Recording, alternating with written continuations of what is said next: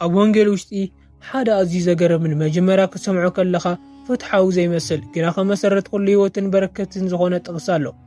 ጎይታና ከምዚ በለ ንዘለዎ ዘበለ ኩሉ ይዋህቦ ይውስኸውን ነቲ ዘይብሉ ግና እታ ዘላቶ እኳ የግድፍዎ ዳ በለ። እዚ ጥቕሲ እዚ እንታይ ማለት እዩ? ስለምንታይ ኸ እዩ ኣብቲ ዘለዎ ዝውስኾ? ሎሚ ናይዚ ጥቕሲ እዚ ምስጢር ካብ መኽሊት ክሳብ ሓይሊ ምስጋና ብዝርዝር ክንርኢና። ጎይታና እዚ ዝተዛረቦ ብዛዕባ መኽሊት ኣብ ዝሃቦ ምሳሌ መደምደምታ እዩ።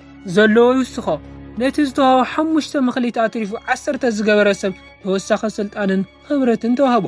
እዚ ማለት ዘለካ ጸጋን ክእለትን ክትጥቀመሉ ከለኻ ኣብ ስራሕ ክትውዕሎ ከለኻ ብዝያዳ እናዓበየ ይኸይድ ማለት እዩ። ነቲ ዘይብሉ ግና እቲ ክእለቱ ቀቢሩ ዝሓበ ሰብ እታ ዝነበረቱ ሓንቲ መኽሊት እኳ ተወሰደትሉ።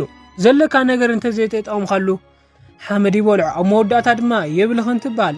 እዚ ሕጊ እዚ ሎሚ እውን ኣብ ሳይንስን ቢዝነስን ዘማትዌስ ኢፌክት ተባሂሉ ይፅዋዕ። ንኣብነት ንስኻ መጽሓፍ አንባቢ ደራሲ ተኾንካ ዘለካ ናይ ክእለት መዓልታዊ ክትጥቀመሉ ከለኻ ሓድሽ ጥበብን ፍልጠትን ይውስኸካ። ግና ክእለት ኣለኒ ኢልካ ሱቕ እንተበልኻ እቲ ዝነበረካ ፍልጠት እኳ እናጠፍአካ ይኸይድ። ፈጣሪ ንኩሉ ሰብ መዓራ ይሃብን ግና ንኩሉ ዝኸውን ዘርኢ እዩ። ነቲ ዘለዎ ዝውስኾን ንሰነፍ ዘይኮነስ ንተጻዕራም እዩ። ሕጂ ድማ ነዚ ጠቕሲ ምስ ሕጊ ምስጋና ነተኣሳስሮ። ዘለዎ ዝተባሃለ ኣመስጋነ እዩ። ሓደ ሰብ ኣብቲ ዘለዎ ውሕድ ነገር ተመስገን ተበለ ትኹረቱ ኣብ ዝረኸቦ በረከት እዩ።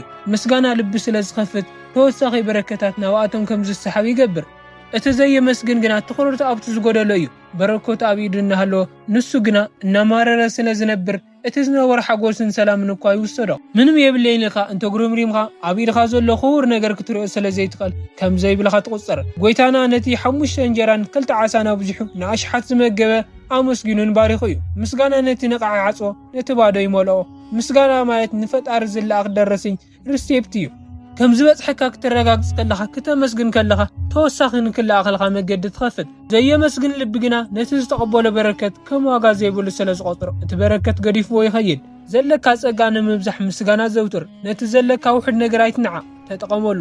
ሽዑ ይውሰኸካ እምበኣርከ ስለሙዓንቲ ተመስገን ምባል ናይ በረከት ደገ ክፈት። እዛ ቪድዮ እንተጠቒማትኩም ሰብስክራይብ ምግባር ስድራ ቤት ኩኑ። ንስኹም ከ ኣብዚ ጥቕሲ እዚ ዘለኩም ርእይቶ እንታይ እዩ? ኣብ ኮመንት ኣካፍልኒ። እምበኣርከ ስታና ለሙዓንቲ ቪድዮ እዚኣ ትመስል ነይራ። እዛ ቪድዮ ተፈቲኹማ ላይክ፣ ሼር፣ ሰብስክራይብ ምግባር ቤተሰብ ይኹኑ። ሰው ቀጻሊ ብኻልእ ቪድዮ እስካብ ንረኸብ ሰላም ኣምላኽ ምስ ኩላትና ይኹን። ኣሜን።